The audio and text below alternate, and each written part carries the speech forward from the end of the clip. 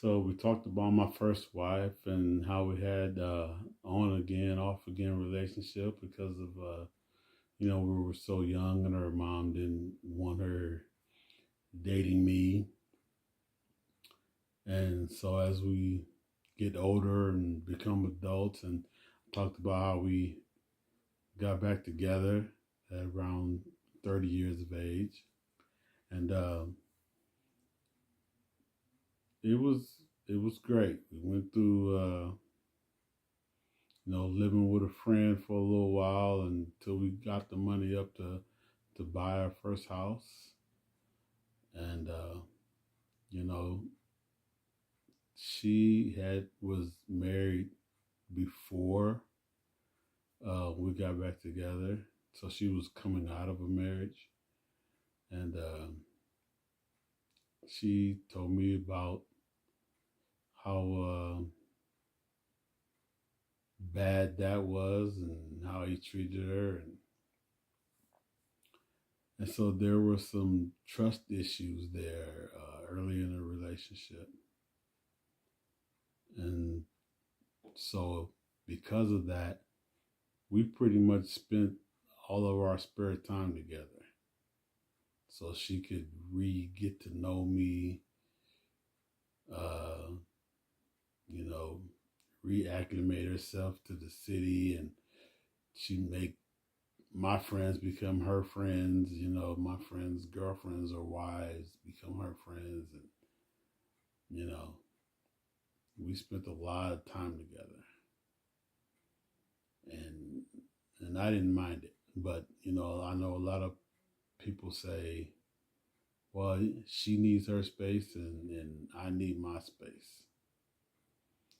Um, and which is true for most relationships. I believe everybody needs their own space. But I also know that for women, when you have trust issues, that as a man, if you see that this is a good woman, you have to take in consideration some of the things that she's been through, and help her get through these trust issues, so that us spending our time together every day after work, everywhere I go, she go. That was her. Where was us working through her trust issues, and eventually it took a long time, a few years. She would say, you can go. I'm gonna stay home." And I think that also uh, happened when her mom ended up moving in. Her mom needed some care. So I think those two things kind of coincided. But I think she trusted me enough that I could go out. I could tell her I was going anywhere. I'd tell her everything. You know, it could be strip club or bachelor party. She didn't care. She knew I was coming home.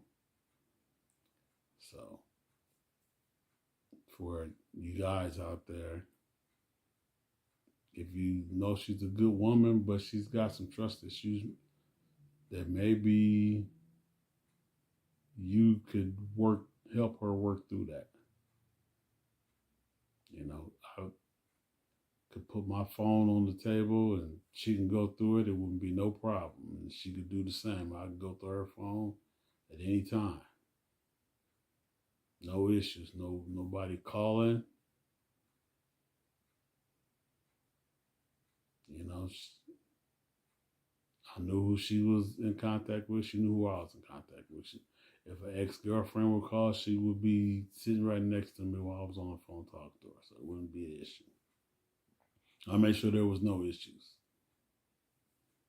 And with that kind of trust,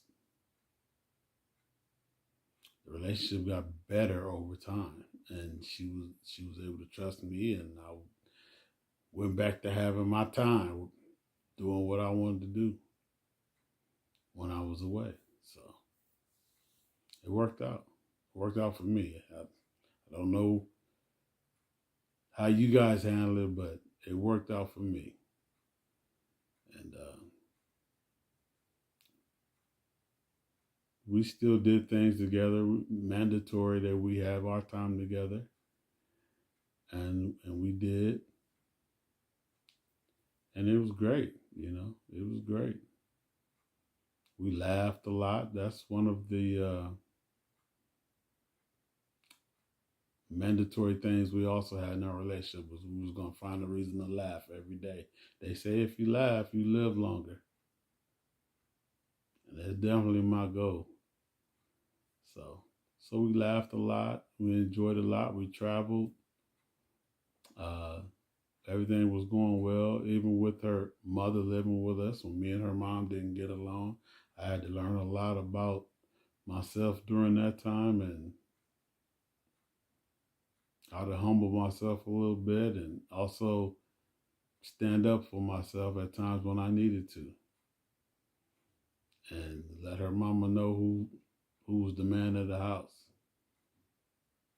I had to do that a lot. But got to a point where my wife's health became an issue, and over time it got worse and worse and worse until